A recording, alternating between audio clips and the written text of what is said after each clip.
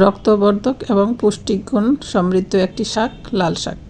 জি বন্ধুরা, আমি লাল শাক রান্না করব, সেই জন্যই বাজারে গিয়েছিলাম শাক কিনতে এবং কিছু সবজি নিয়ে আসতে। দেখুন, আমি এক ব্যান বামার কাছ থেকে সবজি নেওয়ার জন্য, এটাকে বাজার বলা যাবে না ঠিক, কারণ বাসার সামনেই নিয়ে আসে ব্যান মামারা অনেক সুন্দর সুন্দর সবজি। শীতকালে তো দারুণ দারুণ সবজি পাওয়া যায়। দেখুন, লাউ, টমেটো, কাঁচা টমেটো, সিম, বাঁধাকপি, মিষ্টি কুমড়া, বেগুন, ফুলকপি, লাল শাক, বিভিন্ন প্রকারের তাজা তাজা সবজি আমি বাজার করে বাসায় নিয়ে চলে আসলাম। এখন দেখুন, যে সবজিগুলো নিয়ে আসছি সেগুলো আমি প্রসেসিং করে রেখে দিব, আর লাল শাকটা রান্না করব। লাল শাকটা রান্না করেই আপনাদের সাথে শেয়ার করব। সেই জন্যই কিন্তু আজকের এই বাজার করা। মূলত আমি খুব একটা বাজারে যাই না, আমার হাজব্যান্ডই বাজার করে নিয়ে আসে। তিনি আজ বাসায় নেই বিদায় আমাকেই কাজটা করতে হলো। এর মধ্যে আপু ভাইয়াদের একটু রিকোয়েস্ট করব, যারা আমার ভিডিওটি দেখছেন অবশ্যই লাইক করে দিবেন এবং কমেন্ট করে যাবেন আমার এই সবজিগুলো কেমন হলো। আর আমি এখন লাল শাকটাকে কেটে পরিষ্কার করে নিয়েছি। এখন দেখুন, সুন্দর করে ধুয়ে নিচ্ছি। 2-3 বার করে ধুয়ে পরিষ্কার করে নিব, কারণ লাল শাকে কিছু বালি থাকতে পারে, সেটাকে আমি সুন্দর করে পরিষ্কার করে দিলাম। সাথে কিন্তু ধনেপাতাও নিয়েছিলাম, ধনেপাতাটাও আমি কেটে সুন্দর করে পরিষ্কার করে ধুয়ে নিচ্ছি। এখন আমি লাল শাকটা কেটে একটু ছোট ছোট করে নেব, খুব বেশি ছোট করা লাগবে না। লাল শাকটা এমনিতেই অনেক একদম সিদ্ধ হয়ে অল্প হয়ে যাবে।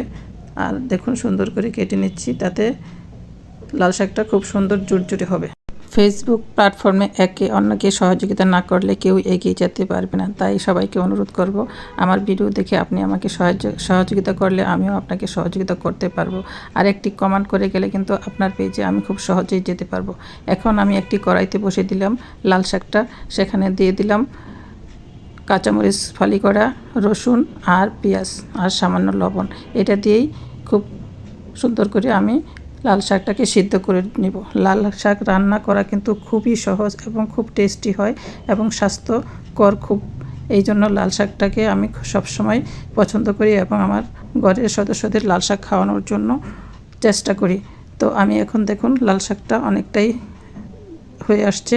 এখন আমি মাঝখানে একটু জায়গা করে নিলাম, চারদিকে লাল শাকটা উঠিয়ে দিয়েছি, পানিটা অনেকটাই শুকিয়ে আসছে। মাঝখানে আমি একটু তেল দিয়ে দিলাম, এর মধ্যে দিয়ে দিব আমি কিছু পেঁয়াজ কুচি আর একটা শুকনো মরিচ কেটে দিয়ে দেব। তাতে ফ্লেভারটা সুন্দর হবে এবং স্বাদটাও খুব ভালো আসবে।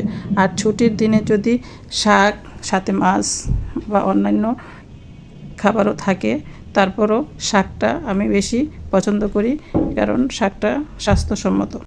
আমি সবসময় চেষ্টা করি খুব সাধারণ রান্না এবং খুবই অল্প খরচে অল্প মশলা দিয়ে সব কিছু রান্না করতে। খুব বেশি মশলাদার রান্না আমার পছন্দ নয়। আর এখন দিয়ে দিচ্ছি সেই যে ধনেপাতাটা ধুয়ে রেখেছিলাম, সেই ধনেপাতাটা কেটে ছোট করে। এখন শাকের মধ্যেও ধনেপাতা হয়তো অনেকে পছন্দ করেন না, কিন্তু ধনেপাতাটা কিন্তু খুব সুন্দর একটা ফ্লেভার আনে। তো ভিউয়ার্স, দেখুন আমার শাক রান্নাটা অলমোস্ট কমপ্লিট। কত সুন্দর কালার এসছে আর কত লোভনীয় না হয়েছে। আমার কাছে কিন্তু খুব টেস্টি হয়েছিল। যখন ভয়েস ওভার দিচ্ছিলাম তখন কিন্তু খুব আমার খেতে ইচ্ছে করছিল। তার সাথে ছিল আমার চিংড়ি মাছ বোনা। সেদিনের খাবারটা একদম খুব টেস্টি করে খেয়েছি। তো আপনারা সবাই ভালো থাকবেন, আমার জন্য দোয়া করবেন। লাল শাকের রঙে দেখুন ভাতটা রঙিন হয়ে উঠেছে। তো এরকম সবার জীবন রঙিন হোক, সেই শুভকামনায় আল্লাহ হাফেজ।